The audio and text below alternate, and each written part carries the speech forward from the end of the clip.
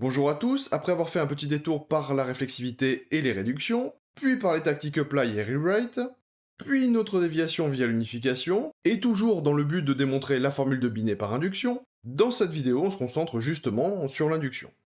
Comme d'habitude, on va utiliser un résultat connu et voir comment le démontrer dans Coq. Et, si tout se passe bien, cela devrait nécessiter d'utiliser la tactique induction.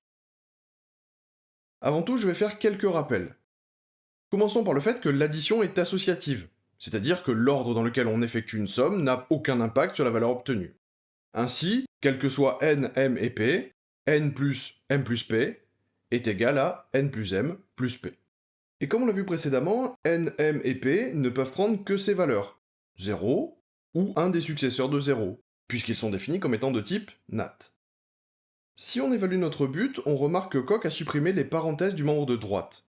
En effet, dans Coq, l'addition est bien associative à gauche, comme nous l'indique la commande suivante. On retrouve notre plus, et le terme left-a veut justement dire associative à gauche. Au passage, le 50 permet de déterminer l'ordre d'évaluation des termes. Par exemple, vous savez qu'on multiplie avant d'additionner, et Coq le sait car la multiplication a une priorité plus haute, ce qu'indique une valeur plus basse. Bref, par défaut, n plus m sera calculé avant d'additionner p, donc les parenthèses sont inutiles. Évidemment, Coq fournit déjà un lemme pour ce résultat très classique, donc on devrait terminer la preuve en appliquant ce lemme. Mais le but étant de le prouver par induction, on reprend. On introduit les variables quantifiées universellement, et on commence enfin notre induction via la tactique éponyme. Tactique qui prend une variable ou une expression de manière générale comme argument. On se retrouve avec deux buts. Un premier dans lequel n a été remplacé par 0, un second dans lequel n a été remplacé par s de n. Si on admet le premier cas temporairement, on constate qu'une hypothèse est apparue dans la zone des hypothèses. Notre but mentionne S de n, c'est-à-dire n plus 1, et notre hypothèse, elle, mentionne n.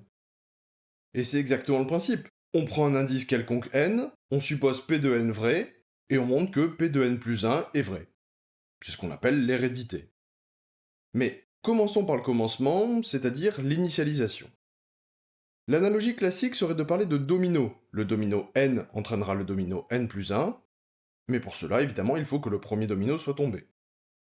Si vous vous demandez pourquoi j'ai choisi n, et s'il serait possible de prendre m ou p à la place de n, la réponse à cette dernière question est oui, et on va le voir ensemble ultérieurement. Concernant la première question, prenons 2 secondes pour regarder ce qui se passe quand on réalise ces calculs dans le cas général. Côté gauche, à cause des parenthèses, on va commencer par additionner m et p. Et vous vous rappelez que l'addition est implémentée par ce natad, qui est un fixed point, qui prend deux arguments, ici x et y, et qui est implémenté par un match sur x, c'est-à-dire sur le membre de gauche de l'addition. Ici, comme on calcule m plus p, on pourrait visualiser l'addition ainsi. Car rappelez-vous que les paramètres des fixed points sont des variables liées, et qu'on peut les remplacer par n'importe quel autre nom de variable. Et, comme on n'a aucune information, on va se contenter de dire que la somme vaut m plus p.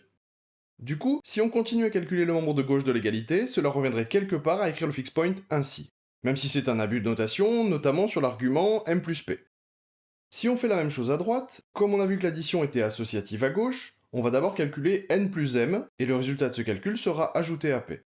Et donc, quand on veut prouver le premier cas, celui pour lequel n vaut 0, le résultat est immédiat. En effet, à gauche, si n vaut 0, la réduction du fixed point est triviale, et vaut m plus p. Et, à droite, on se retrouve aussi avec la valeur m plus p. Évidemment, les parenthèses sont inutiles désormais. Bref, par construction, en réduisant successivement les fixed points et les matchs, Coq peut transformer l'égalité initiale en une égalité syntaxique, et ainsi conclure. Autrement dit, la tactique Reflexivity sera suffisante pour prouver le premier cas. Et si on avait voulu visualiser l'égalité syntaxique, on aurait pu déplier puis replier natad. Ceci étant fait, on débute désormais l'étape héréditaire. Dans ce cas, n ne vaut plus 0, mais un de ses successeurs, ici noté s de z.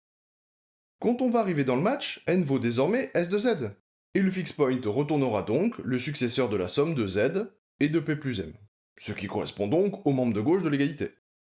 De l'autre côté de l'égalité, on va retrouver exactement le même comportement, puisque n valant s de z, le fixed point retournera le successeur de la somme de z et de m plus p, modifiant le membre de droite de cette façon. Il est donc la somme de s de z plus m et de p. Une fois de plus, on va passer par l'analyse du fixed point et de son match. Le deuxième argument est p.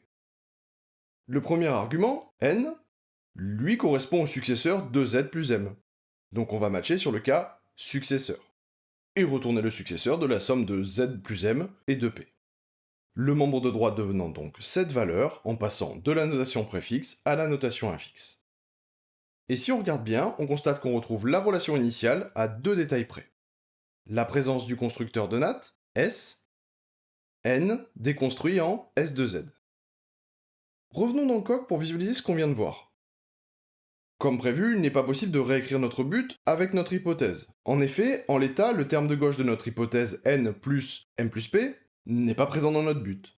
Donc, basé sur les résultats de l'animation précédente, on va utiliser la tactique CBN pour réduire notre but. Et si ma justification vous semble un peu succincte, je vous renvoie vers la vidéo de la série sur les réductions et la réflexivité. On constate désormais qu'en argument du constructeur S, on retrouve les expressions présentes dans notre hypothèse d'induction. On va donc pouvoir réécrire notre but grâce à cette hypothèse. Et sans surprise, on termine avec Reflexivity. On pouvait aussi terminer ainsi. Ce lemme est assez logique. Si deux nombres ont le même constructeur, ils sont égaux par construction. Mais est-ce qu'on a vraiment un but qui respecte ce format S de quelque chose égale S de quelque chose? Si vous avez encore le moindre doute, je vous renvoie vers la vidéo sur les tactiques Rewrite et Apply. Bref, est-ce que cette commande va réussir? Vous savez quoi faire s'il vous faut plus de temps. Malgré son succès, l'affichage n'est pas très lisible, donc on va replier Natad. On peut désormais directement appliquer l'hypothèse d'induction qui est exactement notre but. Et si on faisait l'induction sur M? Comme précédemment, les premières opérations seront à gauche m plus p et à droite n plus m. Si m vaut 0, à gauche, coq peut réduire la somme comme on l'a vu juste avant. Par contre, à droite, c'est plus compliqué, car la somme réagit à n, et cette fois-ci, n a une valeur qui n'est pas obligatoirement 0. Donc coq, ne sachant pas trancher, ne peut pas continuer la réduction. Ainsi, on n'atteindra pas l'égalité syntaxique précédente. En tout cas, pas en aidant un peu coq. D'ailleurs, petit quiz, quelle propriété de l'addition allons-nous devoir utiliser? Je vous laisse y réfléchir, puisqu'on y reviendra plus tard. Bon, très vite maintenant, si on fait l'induction sur P, on se rend compte assez vite que toute réduction est impossible, et que ces satanées parenthèses nous privent d'une égalité syntaxique.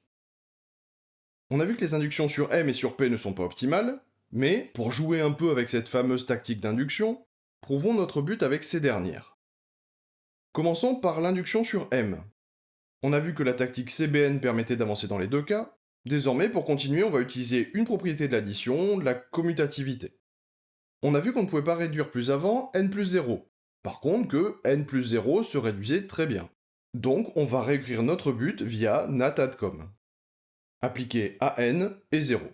Il y a 3 additions dans notre but, donc il est nécessaire d'indiquer à coq laquelle nous intéresse. Désormais, on peut finir la preuve de l'initialisation via Reflexivity, et passer à l'étape héréditaire. On va essayer de faire apparaître dans notre but l'un des membres de l'hypothèse d'induction.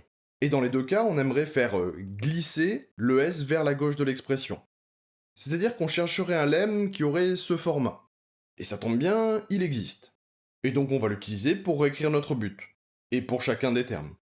Il ne nous reste plus qu'à essayer de trouver un lemme qui, à droite, va faire rentrer P dans le constructeur S.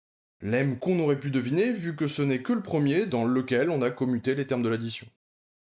Quoi qu'il en soit, en réécrivant le but, on obtient le résultat suivant.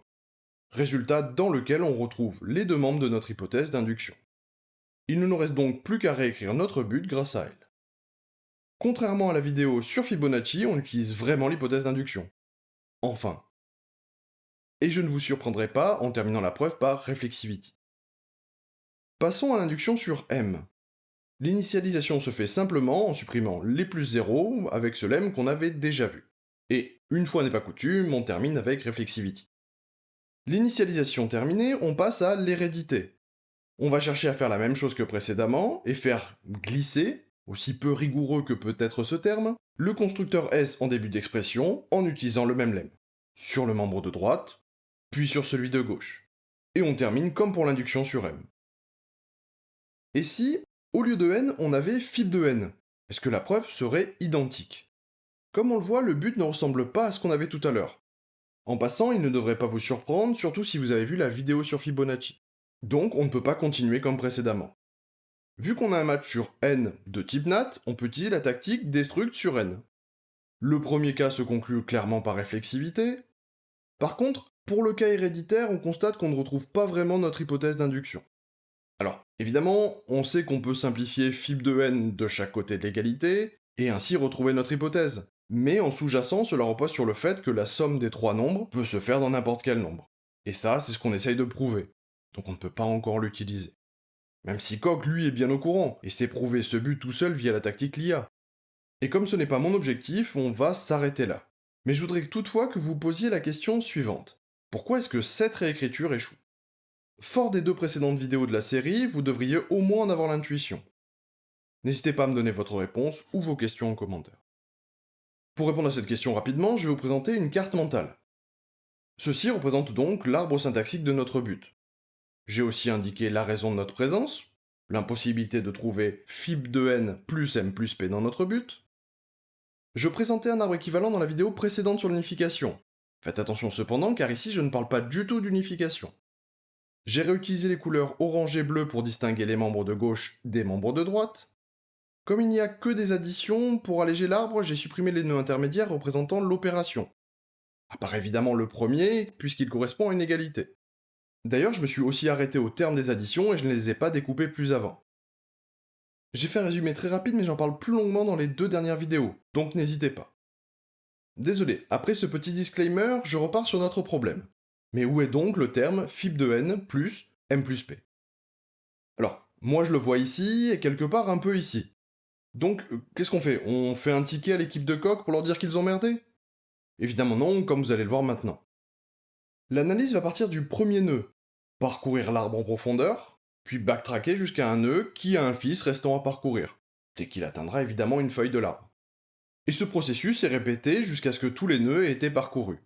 Et donc, pour chacun de ces nœuds, Koch va se demander, est-ce que ce nœud est exactement φ de n plus m plus p?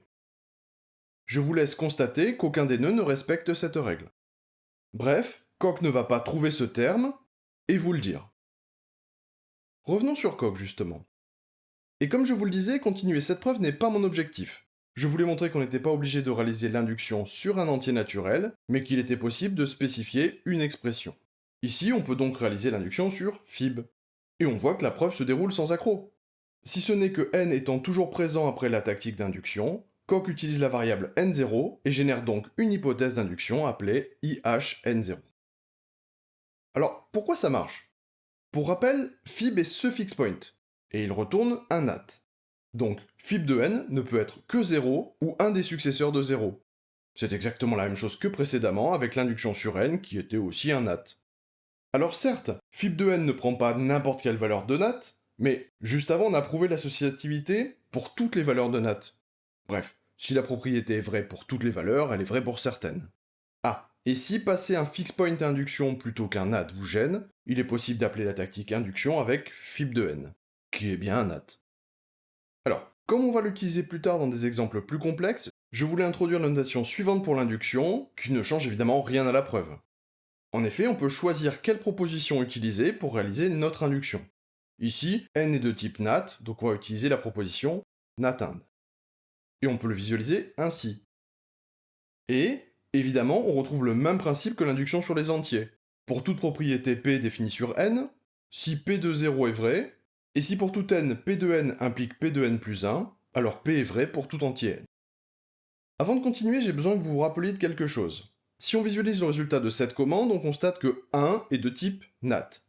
Car, vous vous souvenez, c'est le scope par défaut. Et donc j'aimerais vous faire constater que ceci est le type de natInd. Gardez en tête ce résultat, on va y revenir. En termes d'implémentation, d'un point de vue macro, on a une fonction, implémentée par un fixed point, lui-même implémenté par un match. Étudions-les par étapes. La fonction a 3 arguments, p, f et n0, qui sont constitués d'un identifiant et d'un type. Prenez le temps de bien regarder ces arguments, et notamment leur type. Peut-être que c'est évident pour vous, mais pour ceux qui, comme moi, ont été troublés, je vais prendre le temps de définir ces arguments via un exemple. Pour commencer, il nous faut une proposition à fournir, et encore une fois, je vais utiliser la relation de récurrence de la suite de Fibonacci. Mais le type de P n'est pas propre, mais NAT propre, c'est-à-dire, comme on l'a vu précédemment, une fonction qui prend un entier et retourne une proposition. Et ça, c'est une valeur possible de P. Passons au deuxième argument, f. C'est celui qui m'a le plus perturbé. Dans l'exemple que j'utilise, P de 0 est fib de 2 égale fib de 1 plus fib de 0. On a déjà vu que cette égalité pouvait être prouvée par réflexivité, et ça n'est possible que parce que le but est structurellement une égalité syntaxique. Mais elle peut être aussi prouvée par une tactique nommée constructor qui, comme son nom l'indique, va utiliser le constructeur dont le type correspond au but courant. Ici, encore une fois, on a une égalité, donc on peut aussi prouver notre but en appelant explicitement le constructeur de l'égalité. Comme on l'a vu dans la vidéo précédente, c'est le constructeur unique du type inductif EQ. Maintenant, on a le nécessaire pour définir f. On connaît son type puisque c'est P de 0, il ne nous reste plus qu'à spécifier sa valeur. Et comme on vient de le voir, cette valeur est EQ-ref.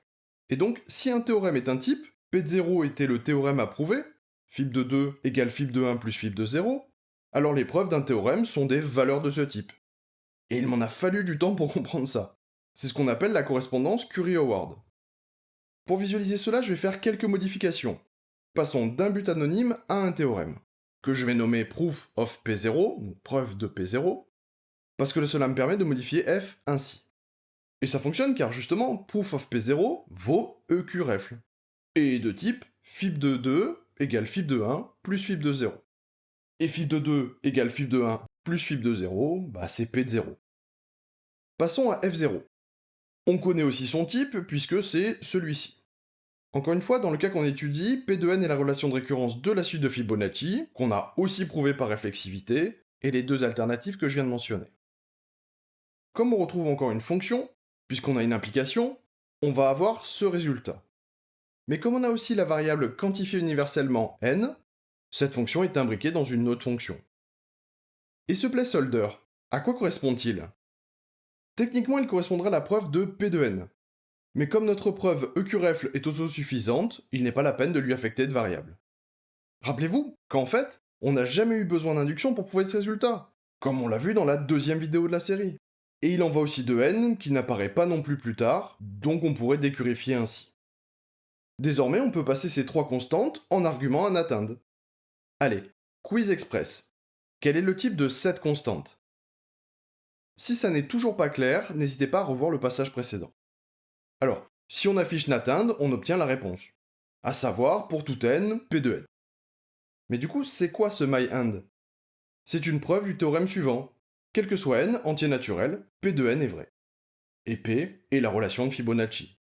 Donc, myInd est une preuve du théorème Phi-break, qu'on avait défini dans la vidéo sur Fibonacci, et que je vais donc copier-coller ici. Sauf que désormais, notre preuve n'est plus celle-là, mais celle-ci. Si on regarde le type de fib de rec et de fib de rec myInd, on constate qu'ils ont le même. Autrement dit, ce sont deux valeurs différentes du même type. Et donc, phi-break et phi-break myInd sont des preuves différentes du même théorème. Désormais, vous avez tous les outils de base pour utiliser la tactique induction dans Coq. Évidemment, cette tactique n'est pas magique et le gros du travail repose sur la réussite de la réécriture de P de n plus 1 pour faire apparaître notre hypothèse d'induction. C'est aussi pour ça qu'il faut bien choisir sur quelle variable ou expression on appliquera cette tactique. Et on est loin d'avoir couvert cette tactique, qui va pouvoir être utilisée dans des cas plus complexes. C'est ce qu'on verra ensemble dans la prochaine vidéo, avec comme toile de fond la formule de Binet. Je vous remercie de votre courage et n'hésitez pas à vous abonner pour ne pas rater la vidéo suivante. Et à me laisser en commentaire le théorème que vous aimeriez voir prouvé dans Coq. Allez, à plus!